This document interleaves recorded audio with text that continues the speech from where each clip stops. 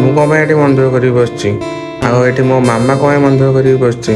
ଏଠି ଆମ ଅଜା ଆଉ ଇଏ ଆମ ଝିଅ, ତାପରେ ମୋ ବୋଉ ଏଠି କାହା ସହିତ କଥା ହେଉଛି। କିଛି ଦିନ ପୂର୍ବରୁ ଜଣେ ନନା ଆମକୁ କହିଥିଲେ କି ତମେ ସହପରିବାର ସହିତ ଯାଇକି ଜଗା ଦର୍ଶନ କର।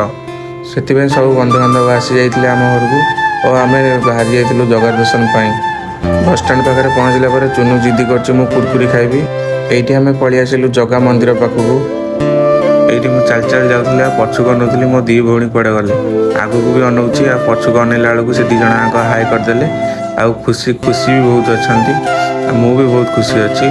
ଏଇଠି ଦେଖନ୍ତୁ ଏଇ ଆମ ମନ୍ଦିର ବହୁତ ସୁନ୍ଦର ଦେଖାଯାଉଛି। ଆଉ ପାଖକୁ ଯିଏ ବି ଆସିବ ମନ ପୁରା ଖୁସି ହେଇଯିବ। ତାପରେ ମୁଁ ଏଇଠି ପଳେଇ ଆସିଲି। ଏଇଠି ଗୋଟେ ଦେଖିଦେଲି ଗୋଟେ କଇଁଚକୁ ସମସ୍ତେ ଅନଉଛନ୍ତି କିନ୍ତୁ କେହି ପାଣି ଭିତରକୁ ଠେଲୁନାହାନ୍ତି।